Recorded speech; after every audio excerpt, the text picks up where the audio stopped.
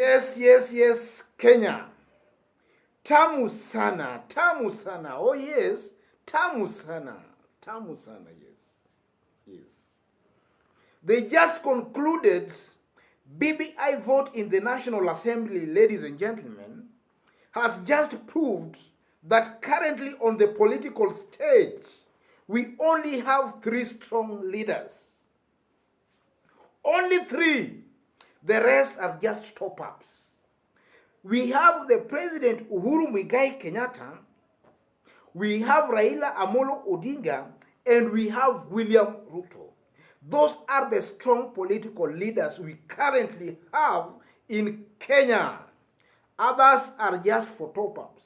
Because, ladies and gentlemen, if you look closely at the voting pattern and the results, it shows a very shocking reality.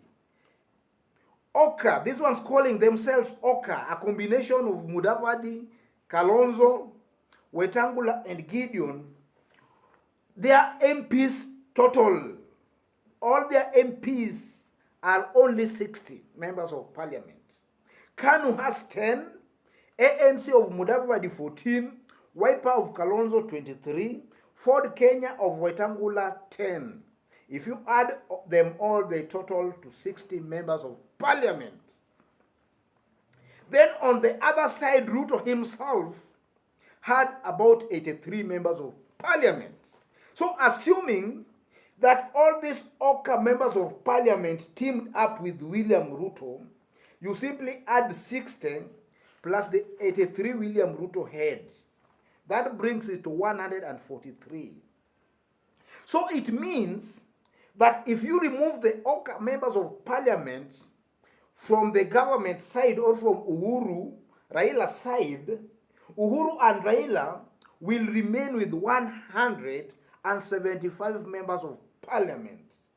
And if you add this OKA to Ruto, Ruto will have 143 members of parliament. It simply means this, ladies and gentlemen, that a combination of Raila and Uhuru cannot be beaten by a combination of Ruto and OKA principles added together. It just means that a combination of Raila and Uhuru is a sure bet. So it's not only that, ladies and gentlemen. Some times back, after OKA was formed, they were coming out very strongly and even daring Raila Amolo Odinga to quit the handshake, and that they would continue from there.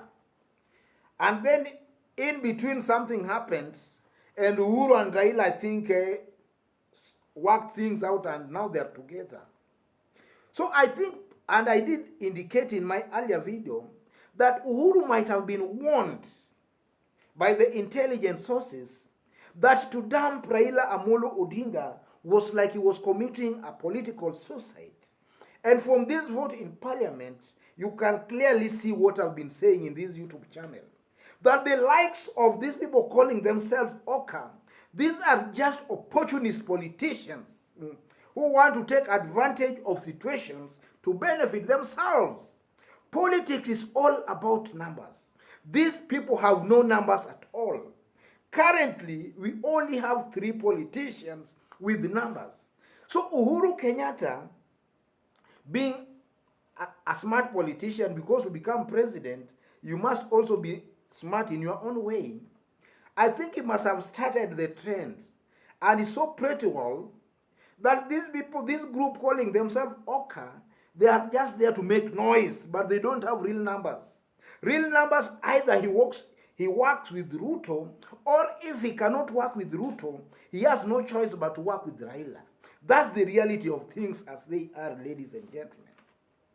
Then from this voting pattern, ladies and gentlemen, this voting pattern propels Raila to a very inevitable kind of a politician. Because Raila currently holds the life of somehow William Ruto on his hand. If Raila now decides to team up with one William Uhuru, if Raila decides today to team up with Uhuru Kenyatta to impeach Ruto, Ruto will be sent packing, ladies and gentlemen. But if Raila decides to put a brake on that, then William Ruto cannot be impeached through whichever means that the government will try. So Raila also holds some special kind, he holds something very dear to one William Ruto, in that he can decide to send Ruto packing to Sugoi, or he can decide to delay that because of the numbers. Because we know a combination of Raila and Uhuru can well garner about 2/3 of members of parliament. So having said that, ladies and gentlemen, Raila, from his political maneuvers, seems to appear as if he's subduing the OKA principles. After OKA was formed, ladies and gentlemen, the principles were quite aggressive towards Raila Amolo Odinga. And it was sending a signal that maybe Raila was being betrayed.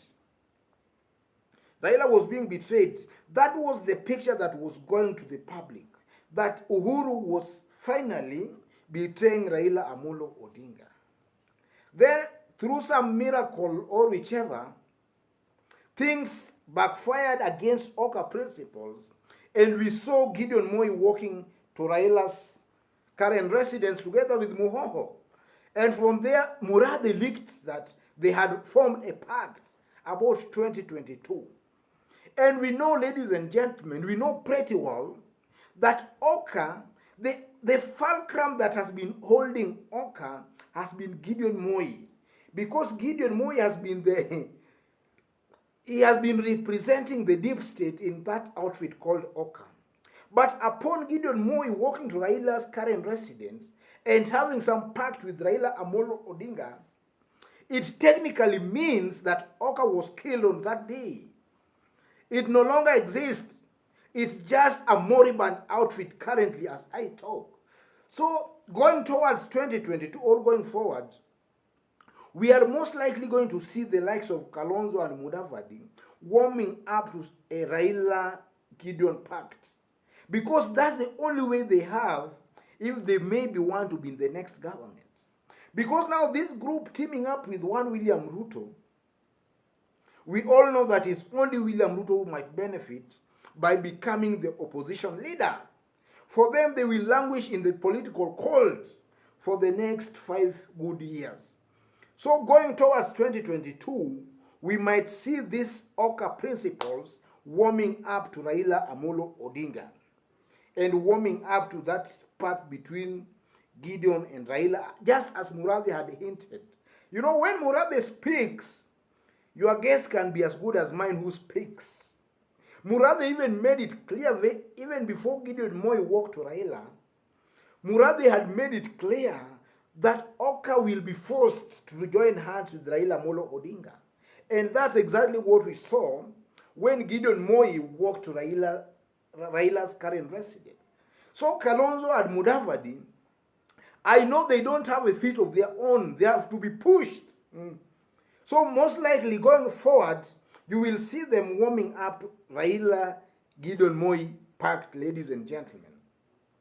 Otherwise, that's the true picture of political state in our Kenyan politics currently.